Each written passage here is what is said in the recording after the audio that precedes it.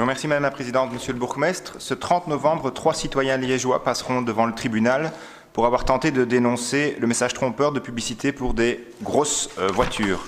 Loin d'être des criminels, ils sont à nos yeux des lanceurs d'alerte. Il est aujourd'hui établi que la publicité commerciale, qui a envahi l'espace public, comporte plusieurs effets néfastes. Elle pousse à la surconsommation, elle favorise les grandes multinationales aux dépens de petites entreprises locales, elle porte un message souvent trompeur. Il est établi également que notre planète est la première victime de cette surconsommation et qu'un des effets majeurs dans les années à venir est globalement de consommer moins et mieux. Étant un acteur local de première ligne, nous pensons que notre ville a un rôle à jouer. Des engagements ont été pris par l'actuelle majorité, nous souhaitons des avancées et c'est pourquoi nous vous interpellons aujourd'hui avec 3 demandes concrètes. Premièrement, le contrat qui lie notre ville à la multinationale JC2Co concerne les abribus et les sucettes et pas les billboards, les grands panneaux. Au niveau politique, rien ne s'oppose à interdire ces publicités géantes jusqu'à 36 mètres carrés.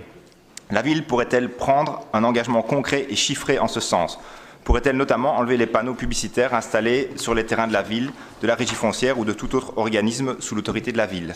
Deuxièmement, s'agissant des abribus et des sucettes, nous avions demandé qu'une mesure puisse être prise pour interdire leur présence devant les établissements scolaires, pratique particulièrement choquante. Vous aviez annoncé étudier la question, qu'en est-il? Et quid par ailleurs des abribus du futur busway qui vont arriver, avec ou sans pub, comme pour le tram? Et enfin, la question des écrans publicitaires nous préoccupe. Ils se multiplient dans les abribus et sur les sucettes.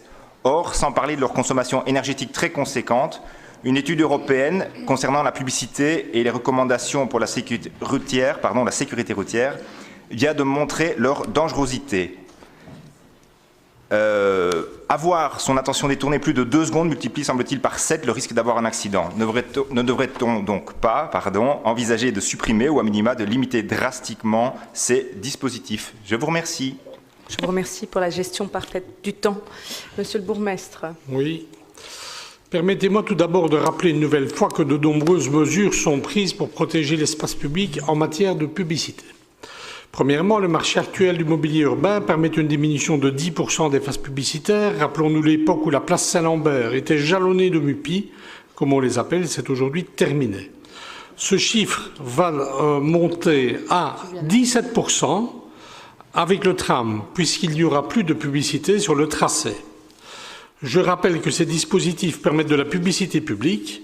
Nous avons d'ailleurs ouvert ce réseau à Liège pour sa campagne en faveur du climat. En ce qui concerne le busway, je rappelle qu'il s'agit d'un dossier de la région et du ministre Henry. Je le sollicite pour lui demander à quoi rassembleront les futurs arrêts.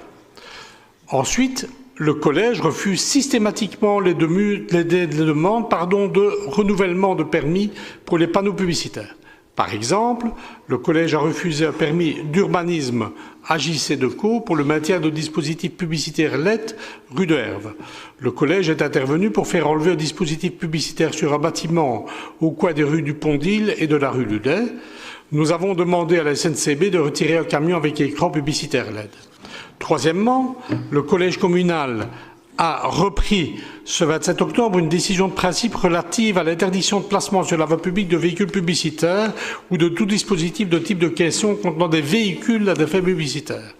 Cette décision a été transmise à tous les services administratifs et de police pour être désormais appliquée sans désemparer. Dernière chose, en ce qui concerne l'éclairage de ces dispositifs, d'une part, il n'est pas possible de dissocier l'éclairage de l'abri de l'éclairage de la face publicitaire. Cet éclairage contribue à la sécurité, comme le demandent plusieurs membres de ce Conseil. D'autre part, tous les éclairages sont LED et sont éteints durant la nuit lorsque la circulation est moindre. Madame Dambourg.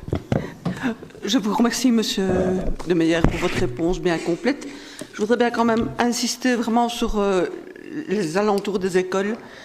On sait bien que le public des enfants, en tout cas jusqu'à 7-8 ans, n'est absolument pas capable de faire la différence entre une publicité et la vie réelle, et donc c'est un public particulièrement fragile à ce niveau-là.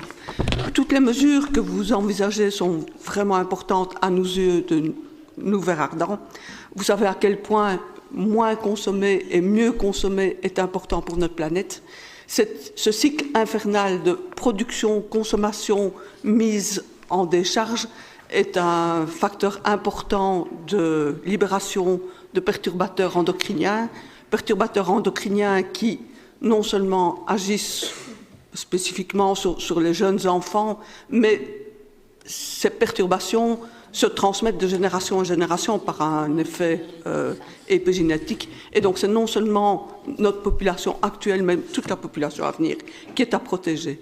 Et je pense que c'est important de relever à quel point Vert Ardent a toujours milité dans ce sens de diminution de consommation et donc de pollution. Je vous remercie, Madame Dambourg.